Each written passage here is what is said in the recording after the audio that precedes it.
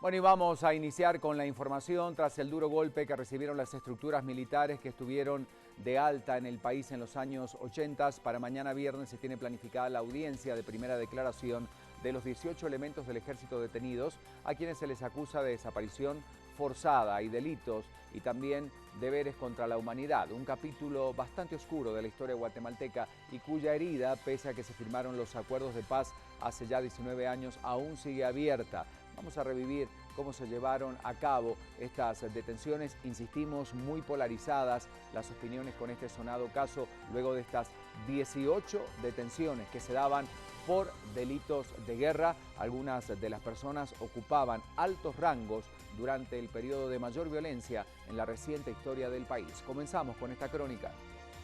El Grupo Especial Policial, así como las autoridades del Ministerio Público, ingresaron a la colonia Lourdes en la zona 16, donde el Grupo Especial Policiaco tenía como objetivo rodear varias viviendas de militares. Las autopatrullas se podían observar en las calles y avenidas de la zona 16 para evitar que se escaparan los militares que eran buscados. Con gorros y atuendos militares salieron de sus casas, buscados por el Ministerio Público. Los fiscales a cada uno de los detenidos les indicaba el motivo de su captura, de delitos de desaparición forzada y delitos contra los deberes de la humanidad. Durante el operativo, familiares de los detenidos mostraron su molestia por la captura. Mire, ahí está un montón, no quiero decir nombres porque en realidad después lo andan llamando a uno, pero esas lágrimas son de tristeza y de honor, no son lágrimas de que tenga miedo. El día que me quieran venir a agarrar a mí o agarren cualquiera de nosotros, somos militares, aquí vivimos. Y entraron como 200 policías como que fuéramos nosotros asesinos, como que fuéramos delincuentes. Los delincuentes están en el Congreso, los que han matado gente, que no hay medicina.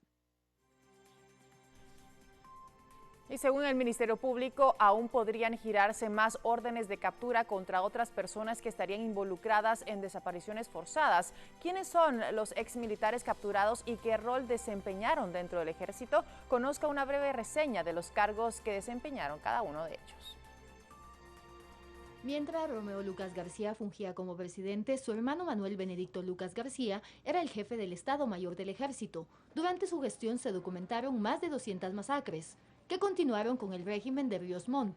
Se le denominó el cerebro detrás de la estrategia militar, que le arrebató al ejército guerrillero de los pobres el control del altiplano. Otro de los capturados es Francisco Luis Gordillo Martínez. Fue integrante de la Junta Militar, que asumió con Ríos Montt. Otro de los señalados es Manuel Antonio Callejas Callejas. Posterior a su retiro del ejército durante el gobierno de Serrano Elías, fue nombrado como director general de aduanas. En el 2002 le retiraron la visa estadounidense, junto a otros militares, y se le atribuye la creación de la Cofradía, un grupo de expertos en inteligencia militar con influencia en el Ejecutivo y el Ejército. Naciones Unidas estableció que esas tácticas incluyeron actos de genocidio y masacres de no menos de 440 comunidades mayas. Ediliberto Letona Linares se le vincula con la desaparición del sociólogo Emil Bustamante. Su hermana Marilena mantuvo una búsqueda incansable. Mientras tanto, el proyecto de recuperación de la memoria histórica vincula a Gustavo Alonso Rosales García en 4 masacres y 13 delitos de desapariciones, asesinatos, secuestros y tortura. En el caso de Byron Barrientos, quien también fue ministro de Gobernación en la gestión de Alfonso Portillo, sobrevivientes lo señalan de pertenecer a la unidad de la Dirección de Inteligencia del Ejército, encargado de ejecutar torturas a las víctimas, que luego eran desaparecidas. En 1980, Juan Ovalle Salazar fue director de inteligencia conocida como la G2, subjefe y jefe del Estado Mayor de la Defensa y subjefe del Estado Mayor Presidencial. También fue comandante de la zona militar de Petén y se le vinculó a la muerte del empresario estadounidense Michael Devine. Y desde 1992 un grupo de sobrevivientes es denunciado por la masacre registrada el domingo 18 de julio del 82 por el asesinato de 268 personas ocurridas en la aldea de Plan de Sánchez, Baja Verapaz, cometida por un comando de 60 personas, compuesto por varios miembros del ejército de acuerdo a la información que es reportada. A continuación, otros de estos capítulos de la historia donde, surge la investigación contra los ahora detenidos. La masacre se produjo en la aldea de Plan de Sánchez, del departamento de Baja Verapaz.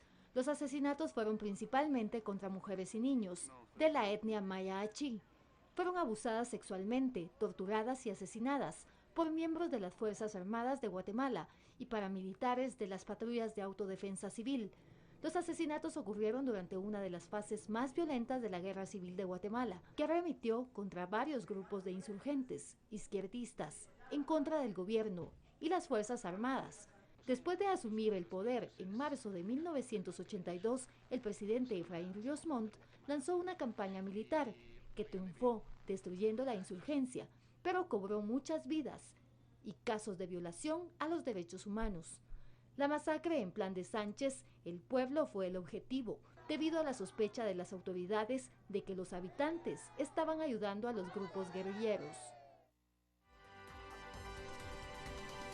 Y las reacciones de familiares de desaparecidos y organizaciones en pro de los derechos humanos no se hicieron esperar tras las 18 capturas. Exigen justicia y esperan que la corrupción no permita que nadie quede impune. La delegada de la instancia del Consejo del Pueblo Maya, Quechí, en Alta Verapaz, Bioni Cholom, dio a conocer su posición. Además, también escucharemos algunas declaraciones de Juan de Dios García de la Asociación de Desarrollo Integral de las Víctimas de la Violencia en las Verapaces. Hay muchas familias, Chi y Pocomchi, que aún están en búsqueda de sus familias y pues también hemos sido quienes hemos estado, ¿verdad?, trasladando la información de cuál puede ser la forma, ¿verdad?, de que se encuentren y estamos pendientes. Está sucediendo en Creompás. Sabemos que el último mes del año 2015 se iniciaron nuevamente las excavaciones. Para nosotros realmente es una muestra, digamos, de que las cosas se pueden ir dando, nos puede dar dando una esperanza de explicarnos a la justicia.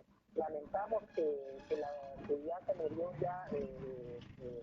Méndez Ruiz, que es uno de los responsables de esas violaciones, porque él era el comandante de la zona militar del Cobán. Seguimos nuestro trabajo, no solo este caso, sino que van a haber otros casos que también vamos a seguir. Recordémonos que son prácticamente 19 años de la firma de los acuerdos de paz, recientemente cumplidos, y que había todo un proceso de justicia transicional que debía de enfrentarse. A lo largo de más de 16 años este proceso no se afrontó.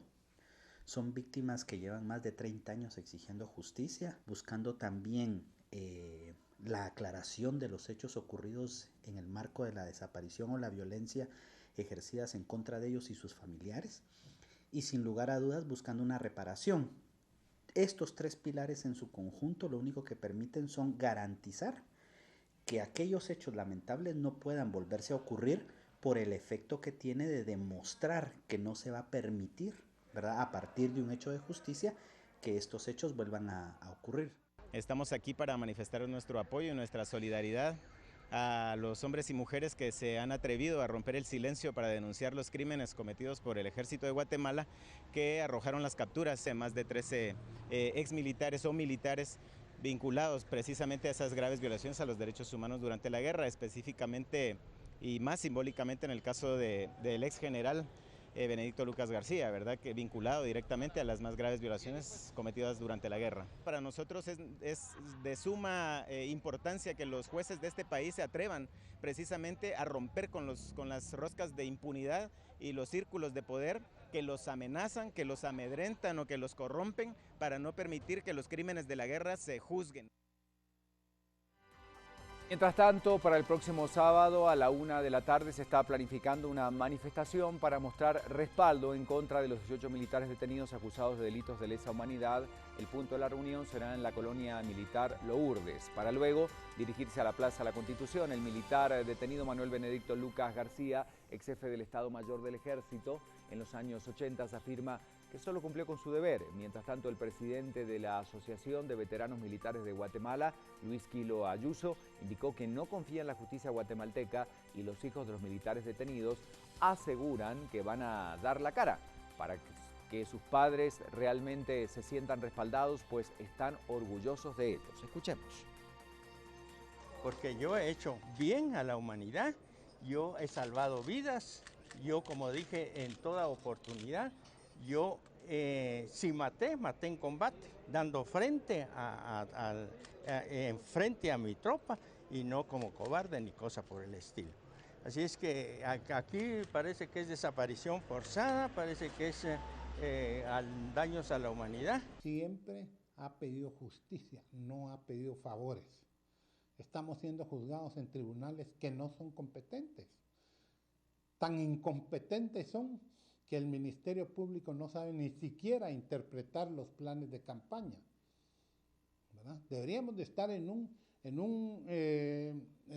tribunal militar o en una corte marcial donde hay vocales militares que pueden interpretar esas cosas de mejor manera, ¿verdad?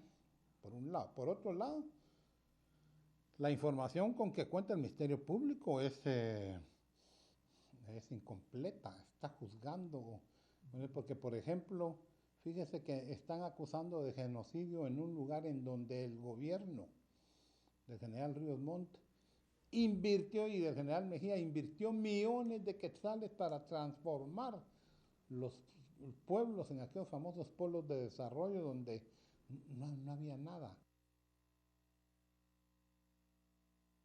El Ministerio Público no está capacitado, no tiene los elementos necesarios, debe ser una investigación por parte de un fiscal especializado. La experiencia que tenemos es que la justicia está viciada y que está en contra de los militares.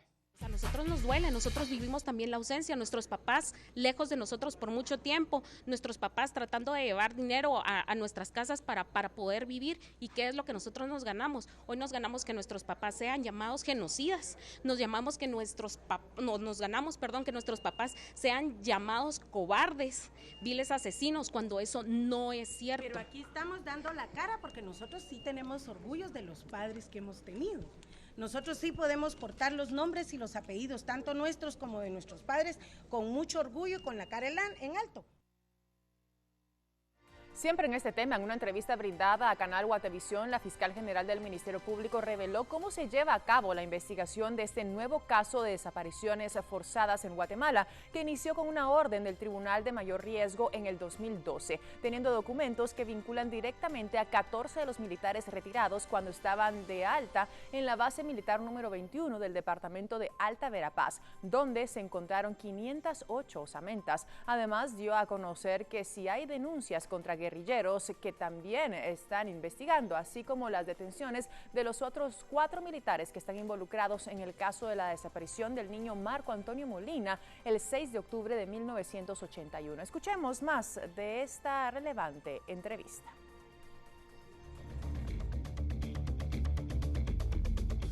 En el año 2012, el Tribunal de Mayor Riesgo, en el caso Plan de Sánchez, dictó sentencia de carácter condenatorio, 7.710 años de prisión a los involucrados en este caso, y dentro de ese proceso penal se obtuvieron declaraciones testimoniales de algunas personas que refirieron que en la zona militar número 21 se habían dado hechos de ejecución que consistían además en un cementerio clandestino, y se ordenó en sentencia, la cual al día de hoy es una sentencia firme y ejecutoriada, se ordenó al Ministerio Público que procediera a investigar la veracidad de estos hechos. A estos testigos se les dio pleno valor en aquel proceso judicial. A partir de entonces, el Ministerio Público tomó a estos testigos como testigos protegidos. Son hoy testigos protegidos del Ministerio Público. Y solicitó al juez competente, juez de mayor riesgo también, en el año 2012, un allanamiento, inspección y registro en la zona militar número 21, Antonio José de Irizarry, actualmente Creón Paz. Derivada de esa solicitud de allanamiento, se hicieron excavaciones en 14 sitios, y de los 14, en 4 se encontraron osamentas de restos humanos, 558 osamentas aparentemente